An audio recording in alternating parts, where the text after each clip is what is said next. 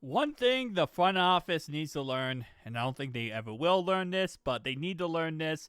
And shout out to Pat McAfee for posting this. Let's go ahead and listen up to the top 5 sacks in the league and what they all have in common.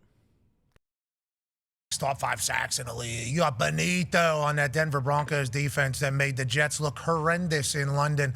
Byron Young, number 06. Same with Brian Burns. Aiden Hutchinson and Durance Armstrong. Now, whenever I see these 5 guys, AQ, you think nightmare, or what are the thoughts on what's happening on the defensive line pass rush side of football? They are nightmares, but I think when you look at Benito and you look at Byron Young, both of those guys benefit from having a good defensive line all the way across. When you look at Benito, he's got Cooper, he's got Zach Allen, he's got all these guys, right?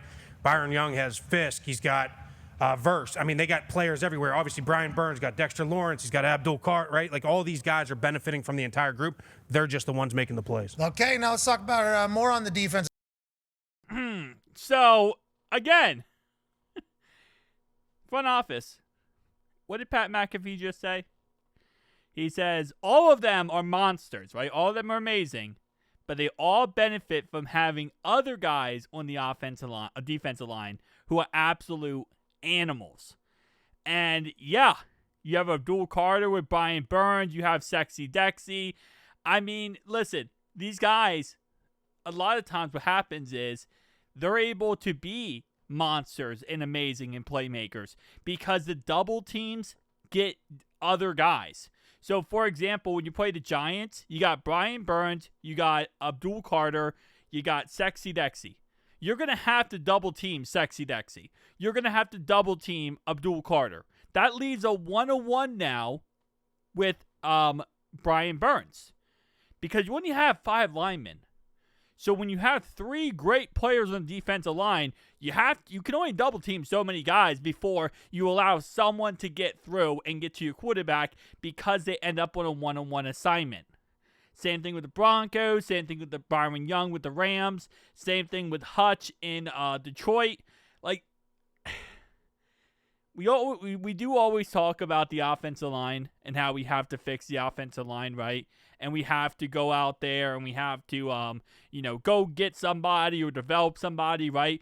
And protect our quarterback. But football is won from the offensive line and the defensive line. You have to win both. It's called winning in the trenches. And a lot of people either think of one or the other, or they think, oh, well, I'm going to go get a big edge rusher. I'm going to go get a big pass rusher, and that's going to fix our problems. No.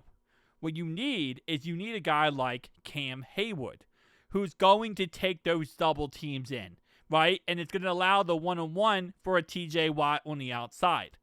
Back in the day with Aaron Donald would take the double team sometimes, and somebody else would get to the quarterback.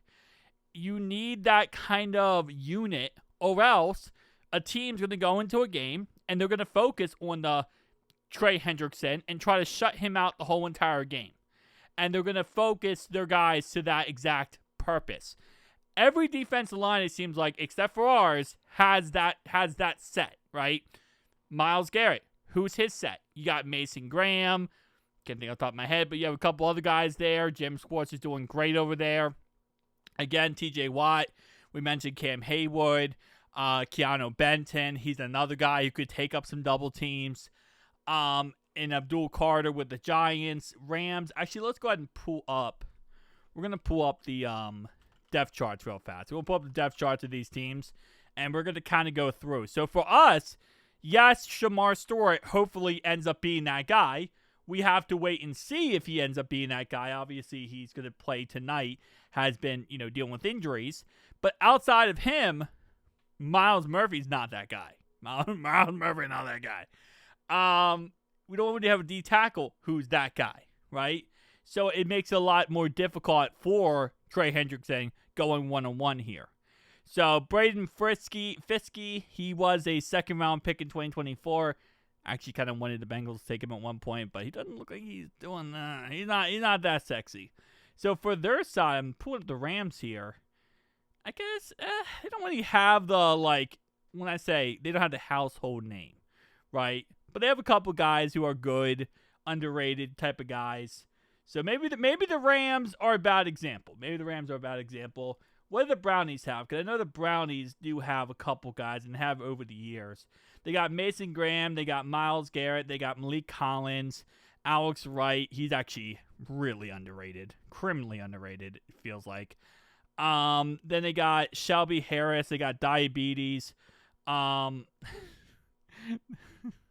Muhammad Diabete.